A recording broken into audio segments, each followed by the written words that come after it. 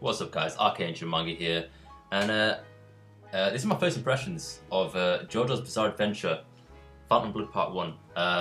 Read through this quite a while ago now, actually a few weeks ago, and I basically just want to talk about my introduction to this series. It's a very long series, as you know, probably some of you are aware who've read this.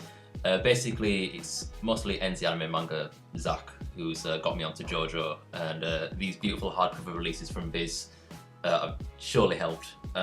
So yeah, basically, Jojo's Bizarre Adventure starts off in the 1800s, the late 1800s, and we're introduced to the Joestar family. Now, the Joestar family is very rich, very wealthy, and they've got a high reputation in England. I don't know how far wide that spreads, but we know for damn sure in this story the Joestar family are the bee's knees. At the same time, we're also introduced to the Brando family, and we know from very early on in the series that the Joestar and the Brando family are going to be butting heads. There's going to be some hard tension between these two families. Joestar and Brando, these two family names are destined to become intertwined within you know, the annals of history, and so does that happen when the Joestar family carriage falls off a cliff, pretty much almost killing all in the carriage except for the baby Jonathan Joestar and his father, and who but stumbles upon them but Dario Brando, a scum of the earth man who sees a golden opportunity to basically loot the bodies of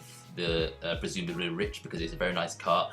You know, they're all very fancily dressed, and he just assumes they're all dead, starts taking off the rings and things, and unfortunately, the head Joestar assumes that he's saving their lives, that Dario is there, you know, as the paradigm of good, you know, trying to help, but no, he's stealing the rings off his fingers. And Mr. Joestar, being the righteous, kind man that he is, feels that he owes a debt to the Brando family, and years later ends up adopting Dario Brando's only son, Dio Brando, and basically adopts him into the big household. Dio is full of hatred for his father, as you know, his father was a drinker, a failed businessman, and ran his mother into the grave. So he's already introduced into this story as a very twisted individual, and that malicious disposition that Dio has juxtaposes really well with Jonathan Joestar, the son of the Joestar household, because they inevitably become stepbrothers.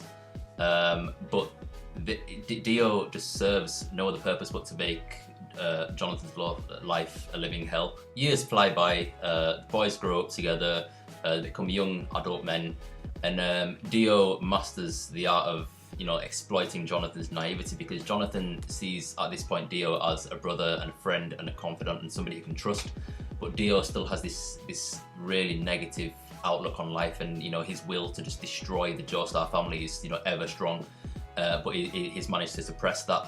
And suppress his emotions and just put on a front. Eventually we see Dio's volcano of hatred erupt, and a mask that was shown at the very start of the story in the prelude, an ancient Aztec mask which has mysterious powers, finally comes into the fray within the story, as Dio uses this to amass immense supernatural strength and he becomes an unstoppable vampire. And this is basically the basis of the story: Dio versus Joestar, and the eternal struggle between this family and Dio's family, or Dio himself, and that is very set in stone, you know, within this first volume, and I'm really looking forward to reading the rest of the series. This is an old manga, first started publishing in the 1980s, and you can definitely see where, I mean, I haven't read any of the recent volumes or anything like that, this is the only volume I've read, but seeing the newer artwork on the cover of the manga and comparing that to the older, you know, more dated art style that's, you know, within the pages of the manga, you can definitely see how his artwork would generally progress, which is very standard of a mangaka of a long-running series. You know, that just happens time and time again, and I can see definite flaws, you know, in his drawing style. You know, his ability to draw certain, you know, anatomy, or you know, draw something anatomically correct.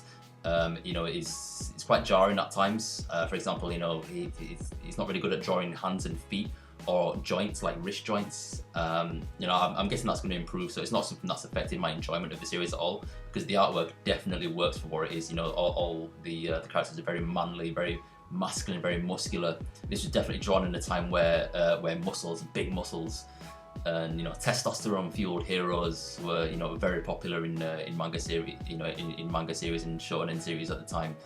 And you know, it's essentially a slice of history because, you know, Hirohiko Araki is regarded as, you know, a genius manga artist. So just to summarize, I'm highly anticipating where JoJo's Bizarre Adventure will go, where it will take me, where it will lead, and you know, I imagine, you know, I can imagine it's going to get much more grandiose in its scale and its portrayal of, you know, basically shonen battle, because that's essentially what it is. It's a sort of shonen battle manga from what I understand.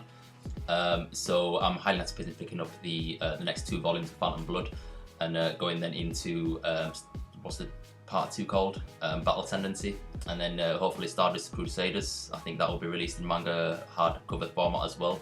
I don't know, don't quote me on that.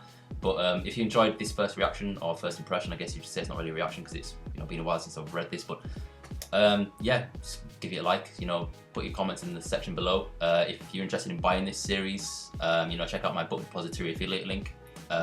Basically, you get free worldwide shipping. I get commission off of every sale made on that link. And it's book depository, the great site. You get free shipping with cheap manga. So yeah, thank you for watching. I'll catch you guys later.